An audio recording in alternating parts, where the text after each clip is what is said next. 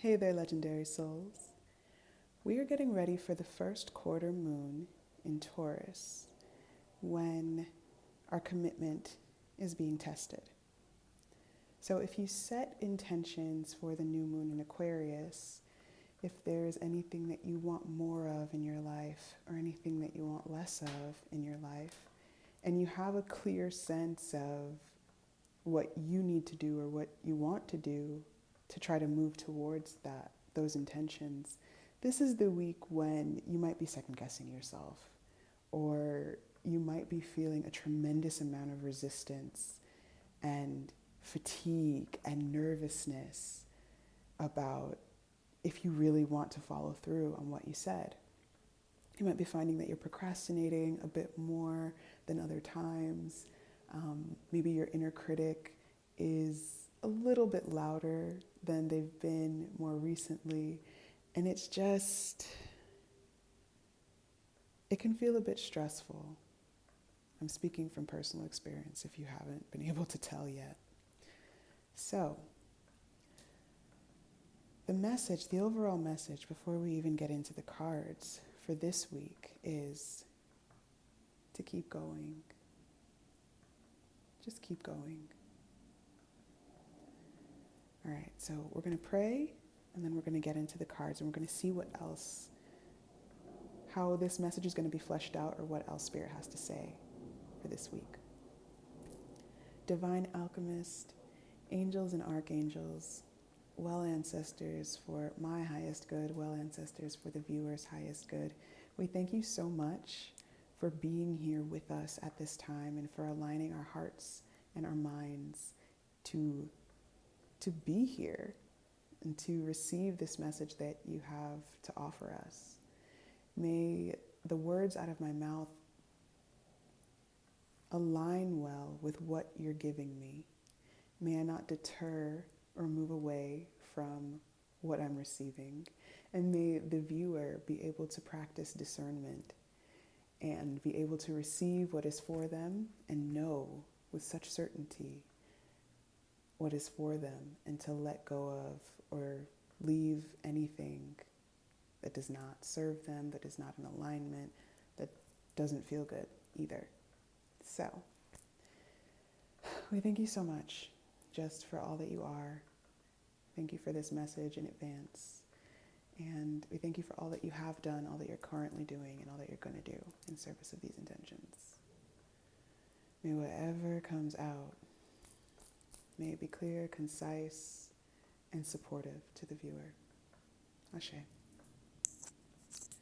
All right, so off the bat, there's definitely some nervous energy that I'm experiencing. And for the fellow empaths out there, you know that you can get a good sense of when an emotion is yours or when an emotion is someone else's, or when an emotion is connected to what you're about to talk about.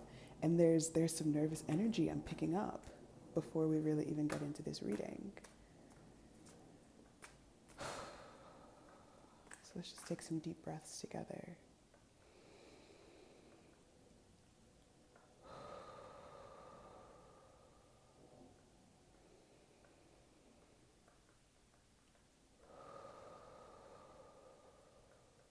And one more.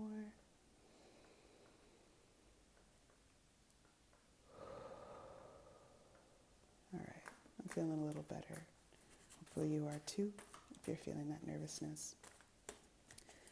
Let's see. Yeah, that's what I saw. I saw the tower as I was feeling the nervousness. I was like, ooh, it's like the tower is going to come out or something, was the thought that I had. And here's the first card, the tower. Thank you, Spirit, for confirming what you showed me. Whew, this week, y'all. This week. So actually, let me get into the astrology, because I wrote a few things that I wanted to share.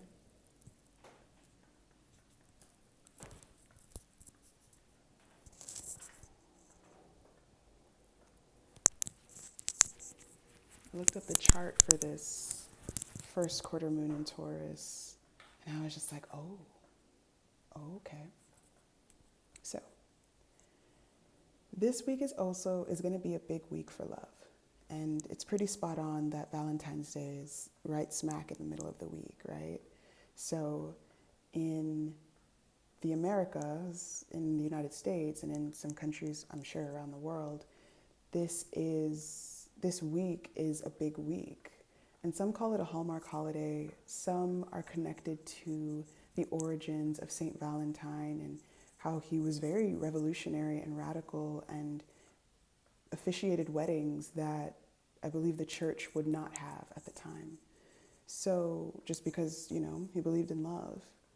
So there are lots of different perspectives that people are coming from for this week. There are people who are really grateful because they're single. There are people who are really grateful because they're in love. There are people who are connecting more deeply to their love for their bodies, their love for spirit, their love for nature. There are people who are feeling very close to their family units, to their children, to their parents, to their grandparents, just cousins, whomever. There are people who are feeling exceptionally lonely this week. And Valentine's Day is activating, it's triggering, it reminds them that of the core wounds that they have, or of the limiting beliefs, or of the traumatic ruminating responses that they have internalized about what it means to be on their own, single, alone, or unable to find the type of love that they've been seeking. This week, already, just with Valentine's Day, just with the one holiday and all of its history and all of the commercialization that's connected to it, this 1 week has so much energy in it. And that's not even looking at the astrology. So when we look at the astrology, we're thinking about how the moon is progressing actually through, it's going from the new moon phase in Aquarius on Friday the 9th. Yes, on Friday the 9th. And then it's progressing through Aquarius, through Pisces, through Aries, and then it's landing in Taurus on Friday the 16th in this first quarter phase that we're focused on for this reading. So the momentum that this moon is gaining, it's slow, but it's moving through some very powerful signs. It's picking up a lot of different energy, and it's hitting on a lot of different energy. In Aquarius, we have Pluto right now, we have Mercury, we have the Sun, we have Mars as well. So the new moon from Friday the 9th is passing over each of these planets and picking up energy from each of these planets. And then it's moving through Pisces, and it's going to touch on Saturn, and it's going to touch on Neptune. And then it's moving through Aries, and it's going to touch on Chiron in the North Node. And so it's gaining all of this momentum, and then it lands in Taurus, passes over Jupiter, passes over Uranus, and lands at the late degrees of Taurus, and is just like chilling. Chilling, but not really, doesn't really actually have any chill. And what's happening with this energy is that Taurus and Aquarius are both fixed signs. So they're both pretty stubborn. They're set in their ways. They feel like they know everything, right? So Taurus is very rooted in the body and sensuality, while Aquarius is rooted in higher consciousness. So there's so much happening this week. There's so much happening on the body level. There's so much happening on the spiritual level, on the mental health level, on the mind, the level of the mind. And it's all happening at the same time this week. So this is a week in terms of your self-love where you might experience more body consciousness. Pay attention to if there's any body dysmorphia that comes up this week.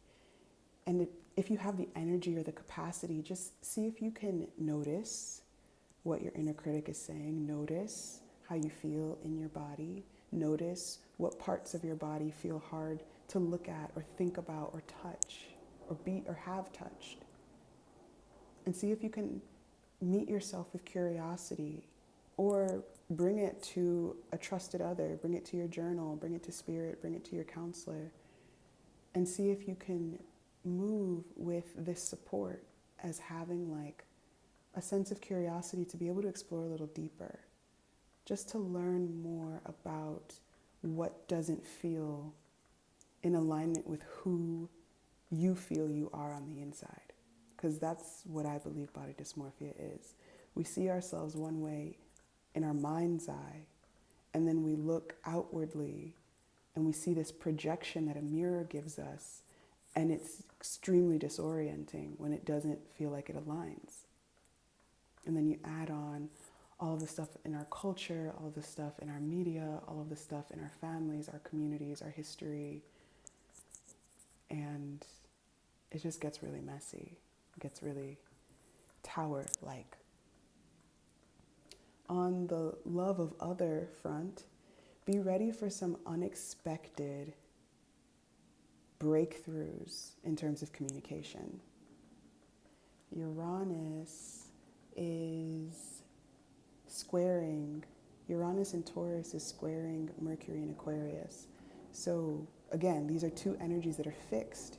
They know what they are, they know what they want, and they're facing off in this way and almost antagonizing each other.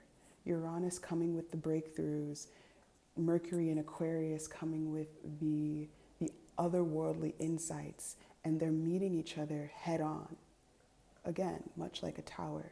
So there might be more conflict or continued conflict in relationships that you're in. Notice if you can be present as you can be. And if you can't be present to the conversation or the conflict or the other person, try to be present to yourself this week. See if you can find yourself able to move through the conflict, or set the intention to move through the conflict, to return to the conversation with curiosity or with presence, rather than getting stuck in the friction or in the confusion or in the anger or in the states of shutting down that might arise for you or for the other person. This week has the opportunity for some massive and major breakthroughs, and we really only have breakthroughs after something breaks. Have you ever noticed that?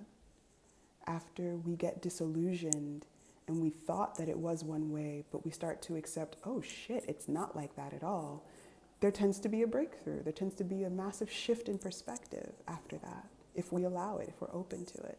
And this tower is upright. If it were in the reverse, we could read that as we're resistant to a massive change that the universe is bringing to the foundations of our lives. But because it's upright, this is more like, oh shit, get ready, hold on, jump and see where you can land. Like, just basically, what is your exit strategy? What is your exit strategy? That's the question to be holding. What is my exit strategy? When there's conflict with another person, what is my exit strategy? Do I just need to take a nap? Do I need to watch a movie? Do I need to go for a walk? Do I need to move my body? Do I need to dance?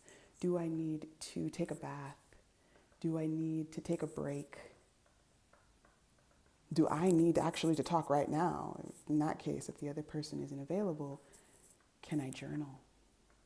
Can I talk to a friend, a counselor, a trusted other, someone who's going to be able to hold the space for me and not add to the space in a way that won't feel helpful to me at the time?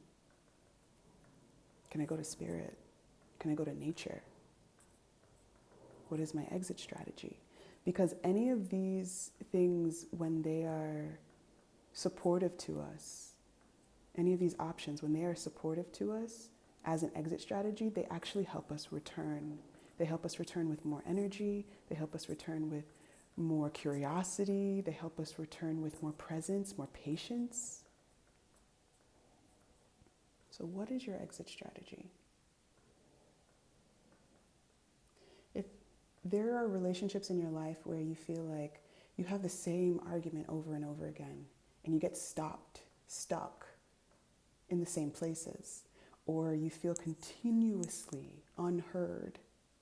This is the week when you find new language and it just clicks. For you, it clicks for the other person. Or this is the week when someone who is often stoic and can't really meet you in that deeper emotional place that you're willing to go, this is the week that they have an oh crap moment. Whether because they feel like there's a possibility that they might lose you, which has probably been a possibility for a while, but maybe they're just now hearing it and understanding it. Or they might just have some sort of inner realization, inner awakening, and it kind of puts a crack in the mask and the stoicism that they typically wear. So this is a very big week. Notice what's going on within yourself. Notice what's going on in your relationships. There's a lot of energy moving. There's a lot of energy moving. It's very important to hold your vision, and that if you didn't make an intention for the Aquarius new moon, know that it's not too late, because this week might give you a lot of different experiences and sensations that clarify for you what you want more of and what you want less of. And you might be able to set your intentions with more clarity because of some of the things that happen this week. Yeah, we have the Justice card. So a lot of these changes, a lot of these breakthroughs are connected to truth, authenticity, balance, more fairness and more equity in your life and in the lives of the folks that you're in relationship with. And we have strength.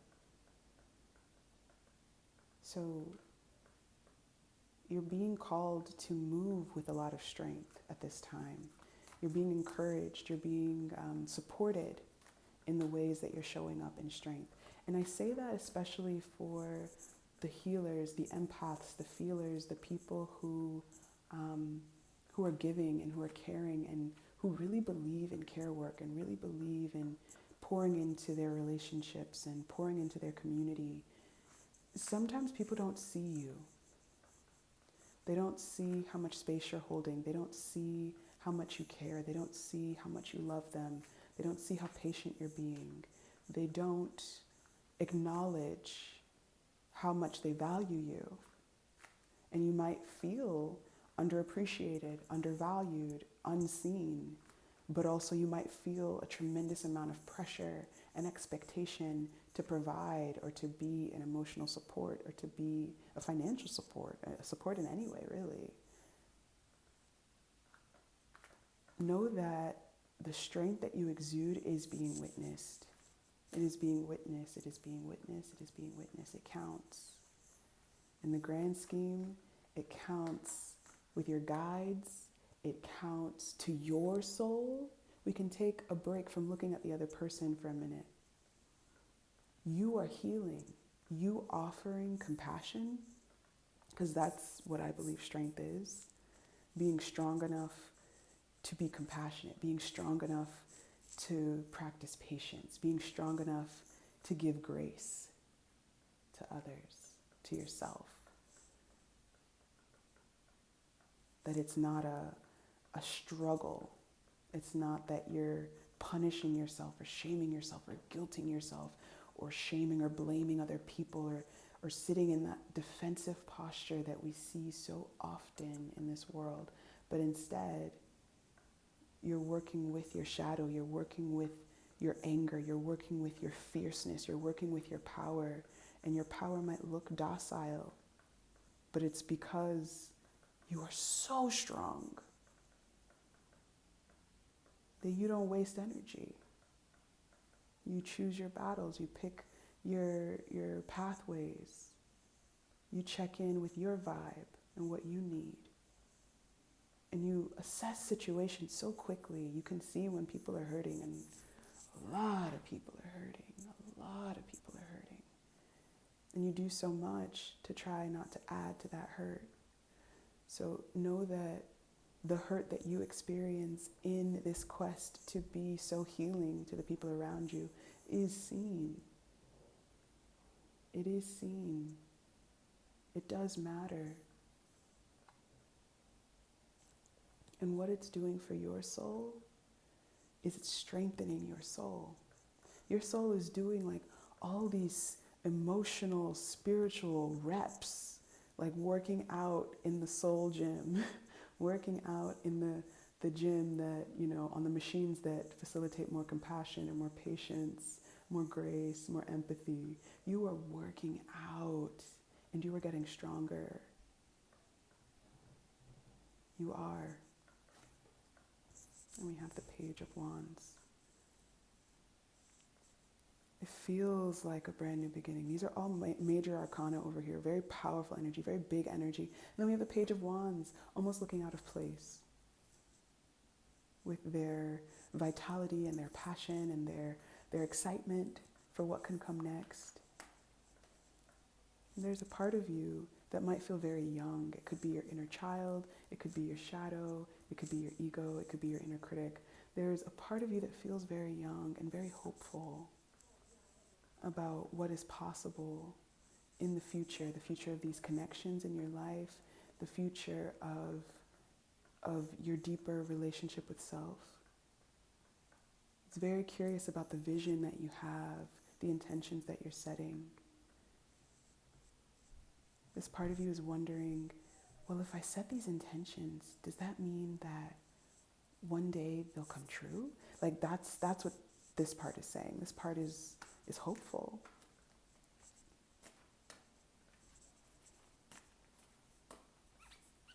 And it might feel very small in comparison to all the other soul work that you're doing. But here it is, it counts. Yeah, we have the Eight of Cups. There are some things that are really shifting for you, some things that are changing. It feels quite dramatic.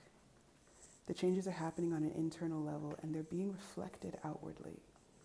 It might feel like they're happening outwardly and they're impacting you on the inside. However it feels is how it feels. Whatever your experience is and your perception, go with it. But either way, you're being changed inside. Nobody can really force you to leave. In this situation, yeah, you gotta go, because come on. But in a lot of situations, no one can really force you to leave. Something becomes so uncomfortable for you. Something becomes so unbearable for you. Something crosses your boundaries so many times. Something puts you into a posture of anger or sadness so much, or disappointment so often, that sometimes you just pack up your bag and you're like, I'm ready to go. It's about time. It's about time that I leave. The thing about the Eight of Cups, sometimes it is representing leaving a relationship, and that may be what's happening here. You'll know your situation. You'll know if that resonates for you.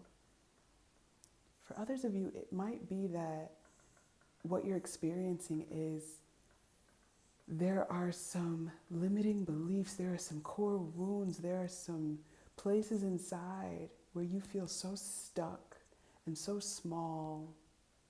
The places where a lot of the pain is held. And you've processed it, and you know your stories, you know your experiences, you know what you feel about them, you know what was unfair. Maybe you've gone on the process to forgive yourself, to forgive other people, to let things go, to move on, to move forward. Maybe you're in the midst of all of this. At any point, you're allowed to take a break from this process. You're allowed to walk away from and put distance between a part of you that is so committed to keeping you stuck. You just take a break. And the thing is, because each of these eight cups are now a part of this person's emotional repertoire and emotional experience, at any point they can access the energy that they've harnessed in each of these eight cups. They no longer have to stay where the cups live to be able to experience these energies. All they have to do is check in with their memory. All they have to do is remember. Go back to a time in their mind and in their body, and they're back there again. Or a new situation will arise and they'll feel a similar feeling, and it will remind them of the past and of what they've harnessed here. So you don't have to stay stuck. You don't have to stay there. You can move. You can go. You can move on. You can take a walk. You can let the energy move through you. You have the Two of Pentacles. We have the Ten of Swords. Whew. And we have the Three of Pentacles.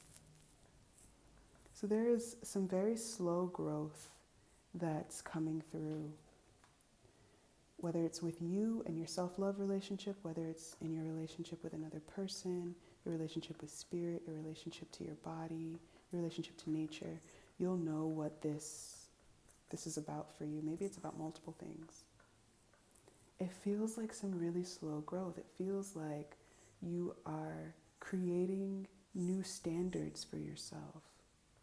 You're recognizing that there are places that you felt so stuck before, and now you're attempting to envision a bigger life for yourself, a more expansive inner world for yourself.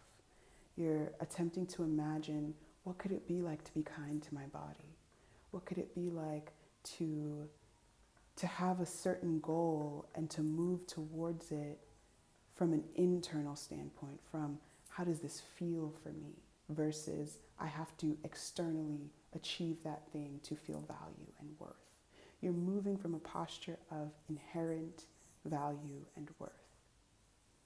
And it's so new. It's so different. And it's creating all of these mini breakthroughs within you. It's bringing up maybe some anxiety as well, because your commitment to this way of being is being tested this week. I don't love the word test. I never really loved tests growing up. I don't really love to believe that Spirit is testing us. If that language resonates with you, run with it. I instead like to say Spirit likes to check in. It's like, oh, we're just checking in. Did you still want that thing that you said you wanted? Yes? Cool. You don't want it anymore? Okay, cool. Like, the way that I experience Spirit, there's just this posture of openness. They're like, oh, just checking in. How you doing about that thing? Yeah? No? Okay, thanks for letting me know. We'll pivot, basically, right? Like, we'll do something new. We'll offer you something different, or we'll keep offering you that thing because that is what you said you wanted, or that's what you're open to, or that's what you're stuck on, focused on. So there's some slow growth happening. Know that slow growth is still growth.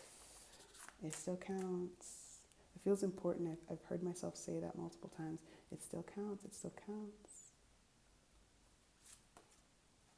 Trust. Take a chance. Faith can move mountains. Trust the universe to guide you through the unknown.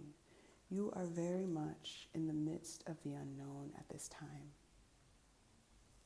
And there's, like we were saying at the beginning of the reading, that I was channeling, some anxiety about that. It makes sense that you might feel anxious when you're experiencing the unknown, that any of us would, that we do.